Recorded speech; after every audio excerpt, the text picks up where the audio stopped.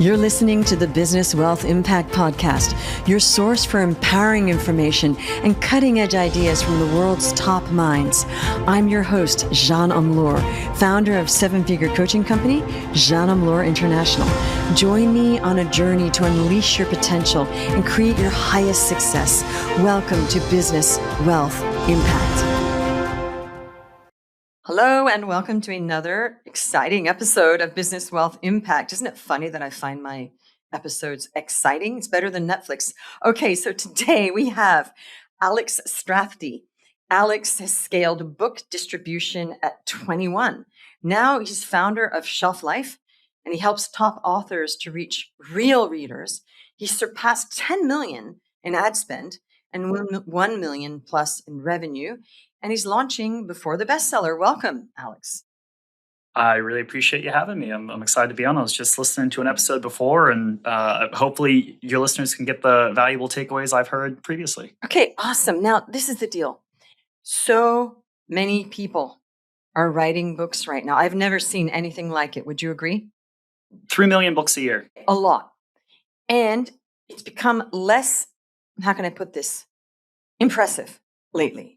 When somebody says, hey, I've written a book, no offense, I'm not really impressed at all. And hey, I have a bestseller on Amazon. I'm not impressed. We know anybody can do that. Okay. So, but what interested me about you is you were talking about something different and it piqued my interest. So what I would love for you to talk about, which is what piqued my interest, was when you were talking about how to get your book into the hands of real readers, because that's really the crux of the matter. It's not just pretending you got sales because you want to spin it and get clients. So let's talk about the real reason why people should be writing books, which is to get it into the hands of the people that are. Would you agree? Yeah. And I know podcast hosts that if you write to them and say, I have a best-selling book, they'll actually, they will intentionally not accept you because of the fact that everyone and their mom now is now an Amazon bestseller. Like, that does not mean anything. And I'm happy to unpack that more. But essentially, what my, if you want to call it a science, the question that drives me every day is, why do some books make it and other books don't? And so a lot of it has to do with, we'll walk through, some ways to think about your marketing and the frameworks that will be helpful, but you have to think about it as a product. And in product marketing, the same way you go through Costco, people are handing out samples, right? And if the samples are good, you go get a sample, right?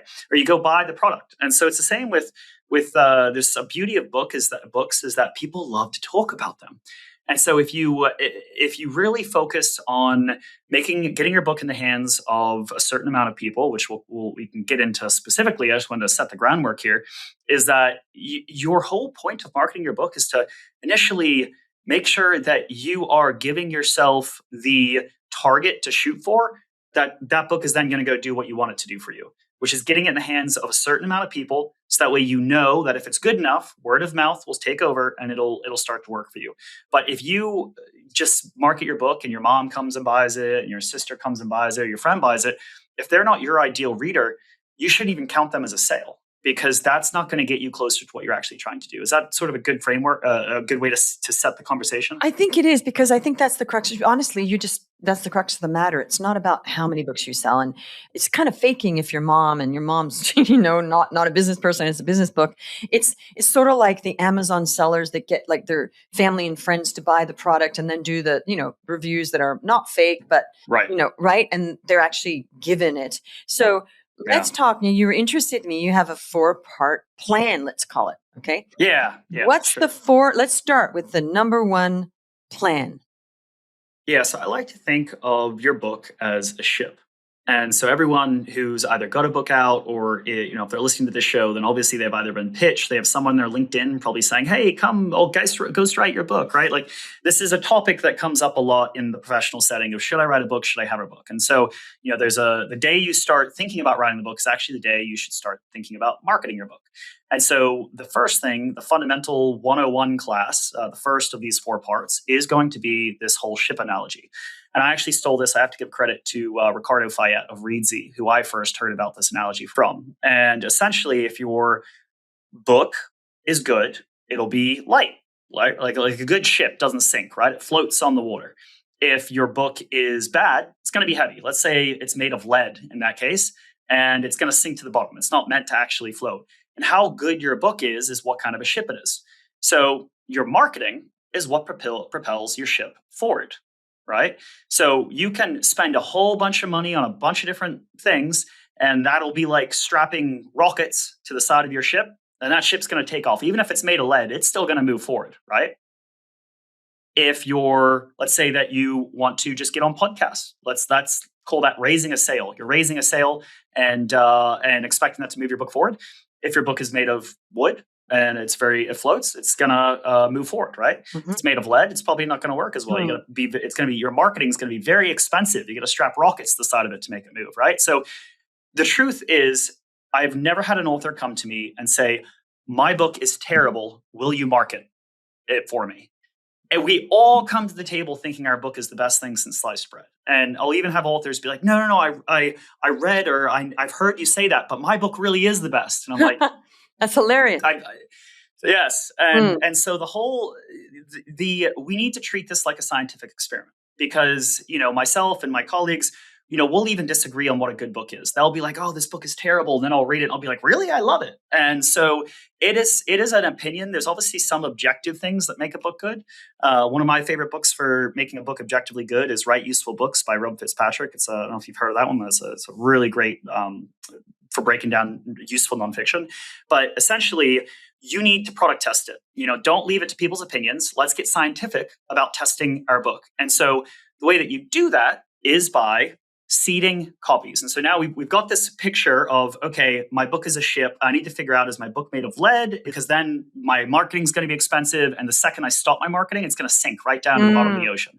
If your book is a light boat, when you turn off those rockets, it's going to keep propelling forward for a little bit still, right? Because it's so light. And so that's how you need to think about your book. And so to product test it, we then get into seeding copies. So when it comes to seeding, you need to pick a number between 1 and 20,000 that you commit to getting into the wild.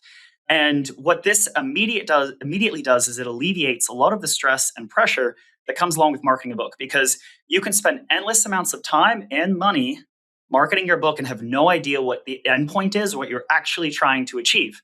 You'll never actually know, is my book good? Because good books do take years to take off, right? I mean, there's 2 years, you seed 1,000 copies, 2 years later, it might show up on the New York Times list, right? Like those stories do happen. And so what you need is a target. Without a target, you're just wasting endless. And I know authors who have been taken for hundreds of thousands of dollars and they don't know why they spent that money.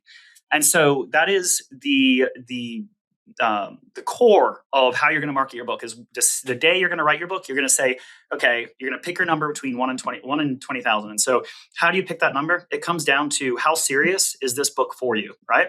Is this book going to be the rest of your life, right? Is this book your centerpiece for everything you're going to do for the next 40 years? Well, then you probably want to commit to 20,000 copies, right? You want to give this book the best chance it possibly has.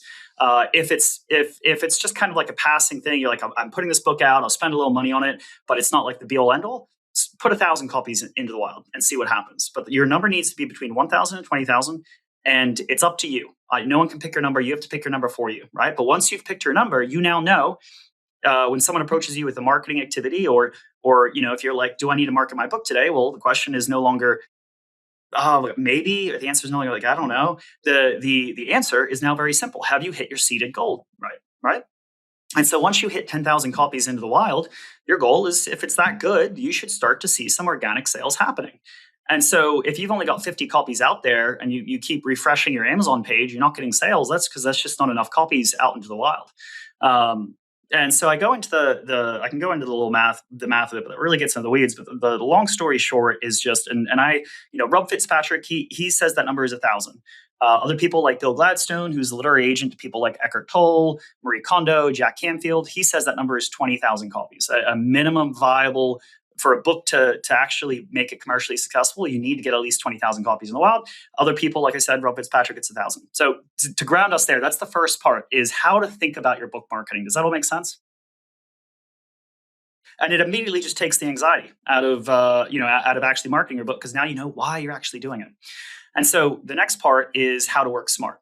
So as an author, there's many different opportunities to market your book. The tools and activities that you are going to employ to market your book are going to depend entirely on whether you are more time rich or money rich, right? If you have a big budget, you can hire a team. The activities that you do don't have to be as extensive, but there are a lot of benefits to those who are like, I do not have a big budget.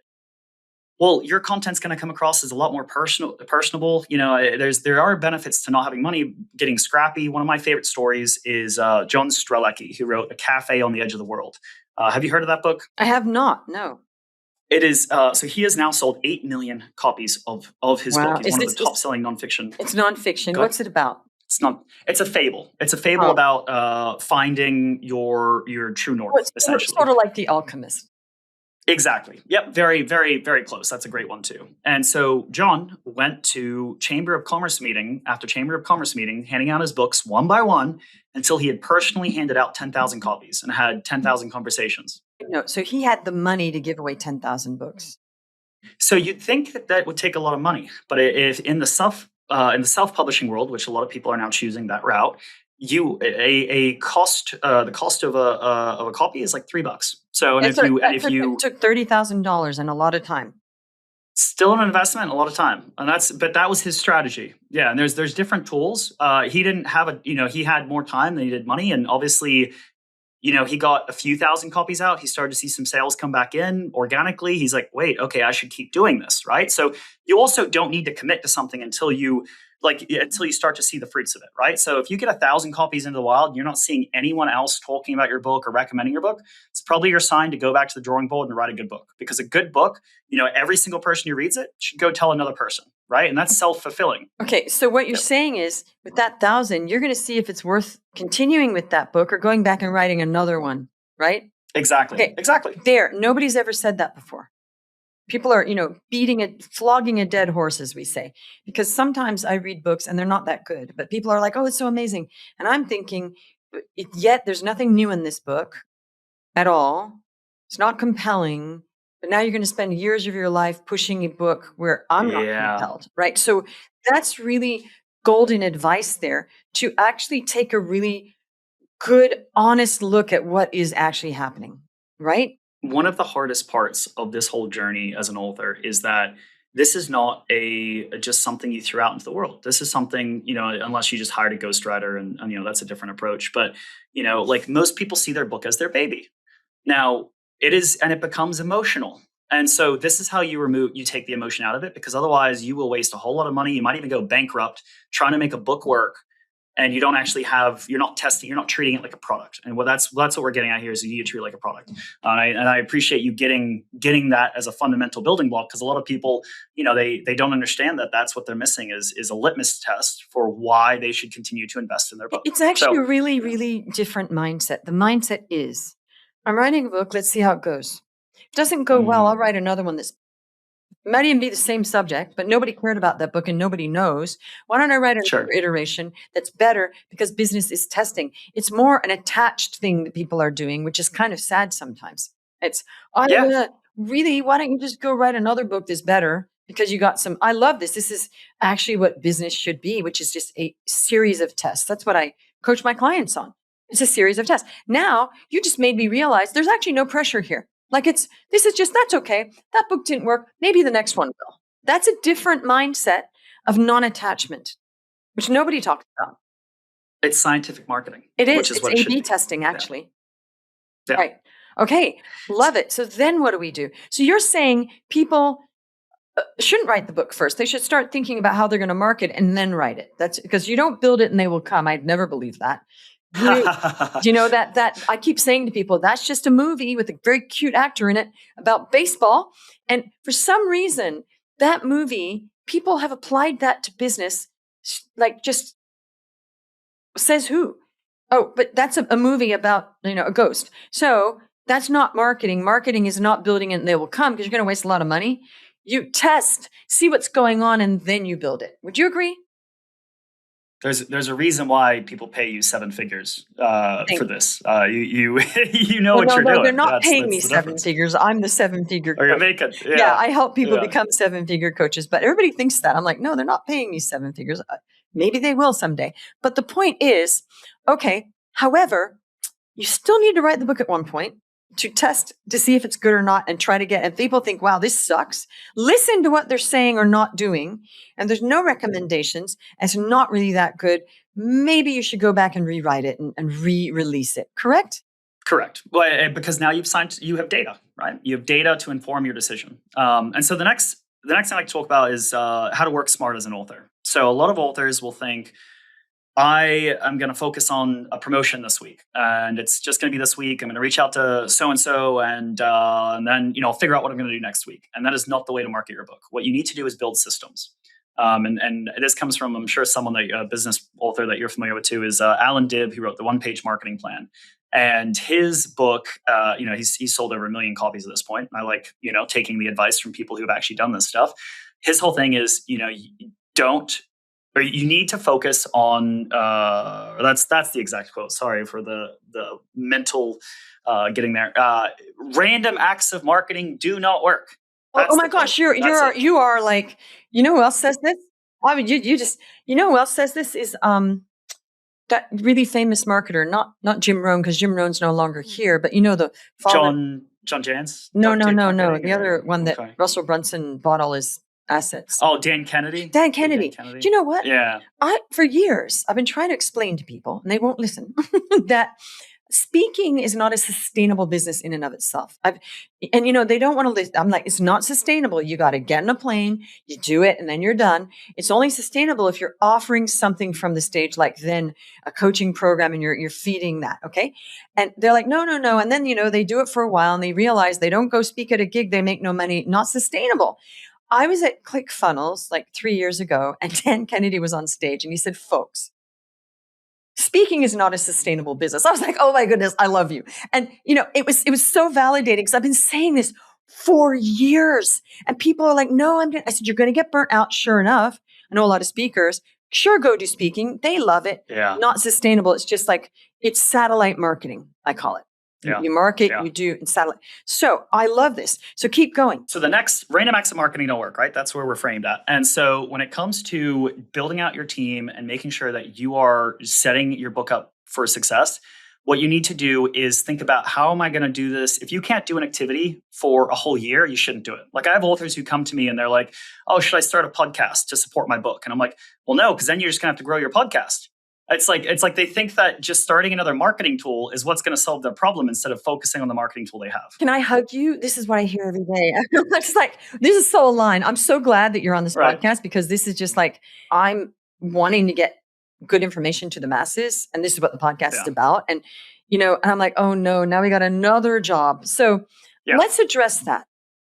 What you're saying, if we look at it correctly, we're not going to slap on more marketing with something that's not working. We're going to figure out why it's not working, right? Instead of lipstick on a pig. Yeah, it's like people are like, oh, okay, my book isn't taken off. Let me start a podcast, and that's going to solve my book problem. It's like, oh gosh. We all know. I mean, actually, we help people to make podcasts work, and that's not it. No, and actually, I will say something you won't agree with, but I want to be a little bit, challenge you. I believe a podcast has far more authority than a book now. Why? Anyone can write a book and get somebody to write it for them, pay somebody to write a book, market it. It may or may not be good. And they say, I've written a book. Well, yay. Having a podcast where you have many episodes, that's actually work. And it's much more impressive because it's a process. See what I'm saying? It's work. I don't disagree with you. Yeah. And the other thing about it too is, here's one of the tools so the second bucket that we're talking about here is kind of some of the ways that additional ways that an author should think. So random acts marketing don't work. Make sure that whatever you're going to commit to, you can do it for a whole year. Second things, I like to say, whatever, and especially as a startup, this matters so much. Whenever you come up with a new initiative or something you want to focus on, make sure that there's at least 3 different ways that you could win from it. So a lot of people will think, okay, I'm going to start a podcast to market my book. And I'm like, okay, well that's one way if the podcast takes off, but you're going to market the podcast now. Now, if you can come back to me and say, Well, I want to start a podcast because I'm going to be able to talk to people I would not otherwise be able to talk to. So my network's going to go stronger. Secondly, I'm going to be able to learn a lot that's going to make me more valuable by hosting this podcast. And then, third, I'm going to be able to practice interviewing better. So I'm going to upskill myself. If you come back to me like, here's 3 different ways that I could win, I'm like, that makes a lot of sense. And so the marketing activities that you should be placing your efforts in should be able to pay off in at least 3 to 4 different ways that you come up with. And so that's one of the things we teach. I love this because this is what I teach, is that every single action you do, there has to be a reason for it, and it must be optimized. People do random acts of everything, correct? Right. Okay. So I love the way this is going. So what number are we on now? Because we had 4. Are we still at number 1? Yeah. So still in the second bucket, just be more productive. Yeah, be more productive as an author. Exactly. So, and the last thing that I'll mention, if you're an author, this is for those with a book out, you need to go to author.amazon.com. This is where you get a whole lot of information from Amazon about your book, everything about your sales rank, which if you're traditionally published, they're not going to give you that information. Book scan data, you're going to get, retail, how many print sales are going each week. You actually have followers on Amazon. A lot of authors don't realize that as you release additional books, Amazon actually sends emails directly to those people. So we'll stick with those three little tips for authors in the second bucket. You ready to move on to the third bucket, which is all about I'm tools? ready. Cool. So you've got your seeding number, right? You're like, oh man, I'm excited. I got my number. I know why I'm doing this. And then you're like, okay, so I guess that means I got to start a TikTok. I got to start getting on Instagram. I got to start my podcast. I got to authors think that, okay, everyone else is doing these things. So that means I have to do it. And so what I'll do is I will tell you about another story of another, one of my favorite authors, Joseph Nguyen. He wrote, Don't Believe Everything You Think. He was a no one in 2022, literally had never released a book. He's an immigrant or immigrant family. And he's like, I'm going to make it in America. And I know I've got work ethic. And so, I need to approach this the smart way. And he literally just focused on 3 things in order to market his book. TikTok Shop was a big push for him. Mm-hmm. Instagram influencers was the second. Okay. So what's the second? Instagram influencers. So he reached out to micro influencers to have them promote the book. Exactly. That's a good strategy. And then the third bucket was just Amazon ads. And so he still doesn't have a LinkedIn, doesn't have a podcast.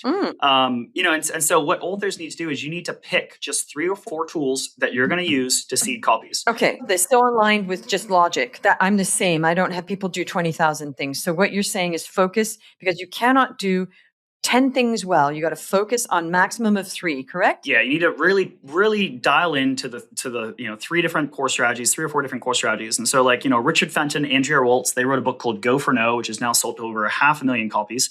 The way that their core strategy was sending bulk order forms along with a couple copies of the book to the heads of sales departments. And that led to 500,000 sales. And so I'm saying the messaging was obviously aligned. Obviously, Go for No is immediately an inherently great title for sales directors. It's also a short book. It's 50 75 pages. So they're going to get through it quick. You don't want to send someone a dictionary because they're not going to read it and then they're not going to buy it, right? So this strategy worked really well for them. And, that was the core. It's the 80-20 rule, which, I'm sure you're as big of a fan as I am, is that, 20% of your efforts are going to create 80% of your results. And so by having 3 or 4 core strategies, one of those is going to be your 80-20. And so Joseph didn't do all these things. He just picked a couple and did them really well. And so those are, so we've mentioned some tools here, some other ones, free reader seeding. Every single person who's been along on your book journey, there's a quote that I love to say, that there is more people in America that would rather pay you $10 to not have to read your book than to get your book for free and have to read it. Do you know what? I'm one of those people. And I'm just going to be completely transparent here on the podcast because that's who I am. When people who I don't even know say, can I please send you your book? You know what I'm thinking? I don't know what the book is about. I don't know how good it is. And now you're asking me to spend a whole day of my life spending on you. Because you see, high achievers, we're not going just read a book. We're saying that's a whole half a day of my life on a book that I don't even know is good. So I'll be like, okay. And then, sometimes the book will come and sometimes I am interested and I will, yes, please send me the book. But, sure. when I'm being offered, it's almost like, oh, then that's going to be a number of person having the book. And if I look at it and it's not something that's going to change my life, I'm not going to spend a day or half a day of my life reading that book, because I have so many things on my Audible reading list already. And I'm going to add a couple of these. I'm taking notes. That if you're a high achiever, that is actually asking people to give you a part of their life. Time is worth more than anything to people, That's right? exactly it. And Yeah. that's not something you should take lightly, is forcing people to. I would pay Right. $10 to say, no, please, I don't want to spend a whole half day, because my half day is worth what? I don't know, $1,000 at least. So I get it. That's very interesting. Nobody's brought that up before. I've thought about that. So what you're saying is you got to be at least compelling enough that they'd rather get a free copy than pay you $10 to not have you send it. Right? Exactly. So like people don't realize like you're not just fighting trying to get people to come spend money on your book when they've never heard you before. They would rather pay you money to not have to read it. So Too like much, yeah. so when authors come to me and they're like, I don't want to discount my book, or I don't want to give my book away for free. I'm like, you don't understand the battle that you're fighting. Right. And so, if you're an established author, by all means, you're in a different world. You have a brand, people have trust with you, right? Like Dan Pink, whatever he releases, I'm gonna go read, and I'm gonna go spend money on it, right? Just a little aside here. Do you know that that wonderful influencer that passed away? I really liked him. What was his name? Anyway, I'm terrible at names. It will come to me later. These people would go around to bookstores buying their own books and putting them in there. They would go around. They had budget, and because they'd already done something, and they would go. They'd go to bookstores and buy out the bookstores, and people would see them putting them in the back of their trunk, and then they'd probably give those out for free. So basically, they've invested a lot of money to go buy their books at cost sale price, take them home, and then they give them out for free. Okay. You need a budget for that. But that is literally how some of these people got on the bestseller list. Mm-hmm. Yeah. They weren't and that's saying, why I love, no, I'm giving, they were actually buying their own books and then giving them out for free, which is weird, right? And that's why, you see a lot of traditional publishers now being more open to grassroots marketing. Like a lot of them now will let an author send a PDF of their book, because they understand that, it's the question is, how many books can I give away for free is a huge indicator of success. So when we go back to our seeded copy, I'm not saying that 1,000 people came and bought your book. I'm saying that you have 1,000 books out there in the hands of your ideal readers. And so now we've talked about just some of the different tools here. So a couple other ones. Gatekeepers are always a great way to like go after people who have the big audience. Like Katrina Ubell, who wrote "Lose Weight for the Last Time." She built up relationships over years with doctors who worked on weight loss. And then as soon as she launched her book, she gave it to them. Now every single day she has 20 people out there, almost like a machine, recommending her book to their patients. Right. Gatekeepers and micro communities, big part. So there's many more different ones. We've just covered a few there, which brings us to the final bucket, because I know we don't have all day here. So I want to make sure that we're keeping it concise. The last little bit is, how do you then take, okay, I know I've got my seeded copy. I know how to work smart, my seed copy number. I know how to work smart. I know some of the tools I'm going to use. The final step is putting it all together into your marketing timeline. Now, if your book is already launched, that's okay. Today is week 1. If your book launches in 3 months, okay, then you're week -12, because you're 12 weeks out from launch, right? And so what you'll do is you'll start with the week that you want to launch your book. You'll write down all the different the 3 or 4 different tools. What needs to happen that week for your book? And then so you've got your list. You've got, all of a sudden, I've got my to-do list for that week, and then you work backwards. What needs to happen the week before that to make that happen? So you start with the end, and then you work backwards to make that happen. And then you build your systems. Then once you're at week, you've got weeks -12 to week 1 built out. Then you move forward. What are the systems that I'm going to be doing every single week? Now most authors focus on a 2-year launch. It's they don't launch their book for 3 months. They don't launch it for 1. Like, be prepared. This is a 2-year endeavor. Expect it to be like starting a company. When you launch a book, you're basically starting a company. Think about it as, and that's how you have to think about your book. So coming up with your marketing timeline is, and something as well that I'll mention that is helpful for picking your tools, is to actually take stock of your current marketing assets. So before you actually get in to figure out what your tools are, where are you already strong? Where are your audiences? What are the connections that you have? List out all the gatekeepers that you know. And a lot of authors skip that step of just starting, well, what are the, like, Rich Dad, Poor Dad. Do you know how Rich Dad, Poor Dad made it as, by Robert Kiyosaki? Yes. Do you know how that book made it to be? You did give it out to a bunch of real estate investors? He had a friend who owned a car wash. And so he was like, okay, I guess I'll be the only book selling my book in this car wash. He sold his book. He sold it in a car wash, and so people are waiting for their car to get washed, and they'd pick up the book and they'd be like, "Oh, this is interesting." There, he's got captured attention. There's no other books to read. It's either that or looking at Christmas tree, smelly things, right? And so one of the people that walked through that car wash happened to be one of the founding members of Amway. Now, I'm not talking about the morality of Amway, but it was a huge organization. And so it was from that he then sent out, that became their Bible. And all of a sudden they were flying Robert Kiyosaki around the country to speak to different groups and buying hundreds of thousands of his copies. That is how Rich Dad Poor Dad, why we all know Rich Dad Poor Dad, is because he sold his book in a car wash. He was just creative with his marketing. He was taking stock. What is a relationship? Well, I have a friend who owns a car wash. I guess I could put some there. So to wrap it up, the seeding copies is not just, seeding those initial readers. It's also putting yourself in a position to get lucky. If you haven't seeded at least 1,000 copies, Oprah's not going to accidentally pick up your book. And so it's like you need to get enough books out there. But we do need to address something. And that's the whole, and I do know a ghostwriter that ghostwrites New York Times bestsellers. And she said, John, sure. She goes, this is the deal. It's pay to play. She said, it used to be about $300K. Now you need it, unless you know someone, there are those. She said, if you really need about $1 million to even be in the running for a New York Times bestseller. Now, if you are in the running for a New York Times bestseller, but I do know somebody that knew somebody and they got him in. It doesn't take 2 years. Some people don't take 2 years because they're lucky and they're paying to play. And she said, it's about $1 million now. She goes, it's not what you think with your New York Times bestsellers. And she's writing them, by the way. She's a ghostwriter for several of them. Not all, but several. Yeah. So she kind of knows what she's talking about, right? She's not wrong. Yeah. There's price tags on all these lists. The next time you look at a New York Times bestseller list, realize that half the people who are in that list probably paid to be there. I know that. So it changed my whole vision of seeing New York Times bestseller on a cover. Yep. Because it's distribution. As the second these lists come up with a new way to measure, other people have already unpacked how they measure it and have figured out how to fake it. So like certain amount of books at different bookstores, it's a whole system. And so that's why the question that I love to focus on every day is, how do you get a book in the hands of someone real? Because that's the only way. Like, even if there's authors who, used to, before the Wall Street Journal list went away, would hit the Wall Street Journal.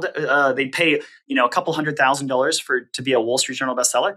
And then the day after their book launch, they never sold another book. It's true. Because hitting those lists doesn't. It's one day and then they forget about it. Okay, so quick question, and then we're going to wrap up a little. Yeah. How does an average person, let's just say, average, nobody's average, but somebody that's not got $1 million, and let's say it's a coach, because a lot of coaches write books, okay? Lots of other people. Let's say a coach, it's like, okay, I want to write a book and I want to do it properly. How do they do that? They first come up with the thing. They do all your steps, but then they got to put ad spend. How much ad spend do they need? Because I know you run a lot of ads on Amazon for your clients, right? How much ad spend do they need? Like, you've done this so many times.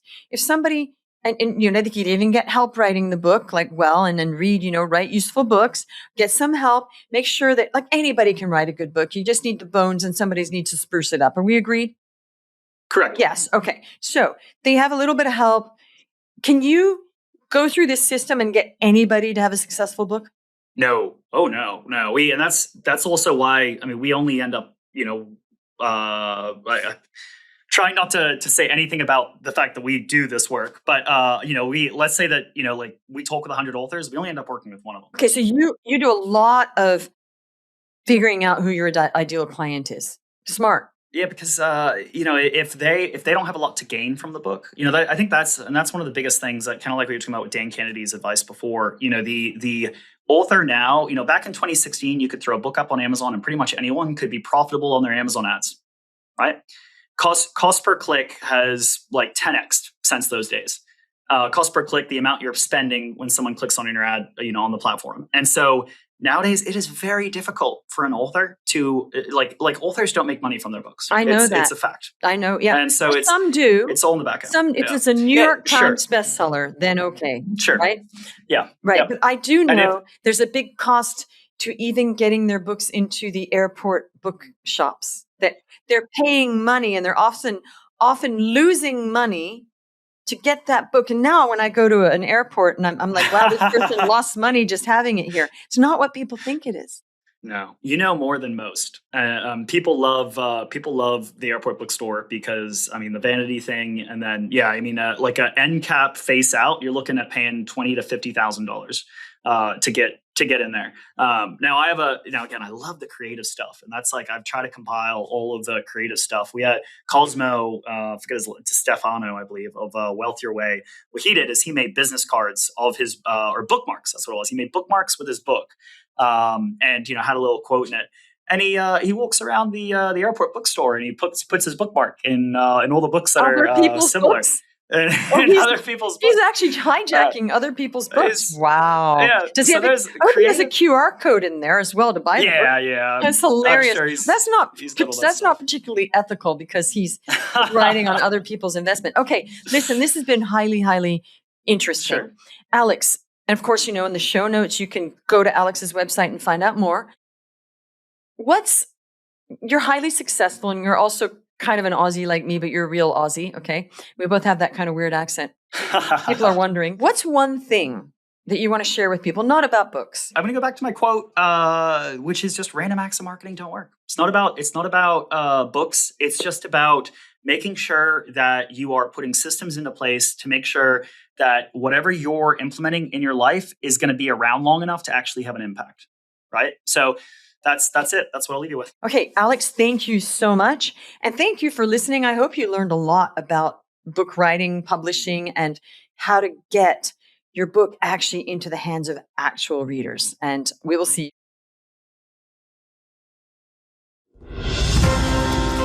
You're listening to the Business Wealth Impact Podcast, your source for empowering information and cutting-edge ideas from the world's top minds. I'm your host, Jeanne Amlour, founder of seven-figure coaching company, Jeanne Amlour International. Join me on a journey to unleash your potential and create your highest success. Welcome to Business Wealth Impact.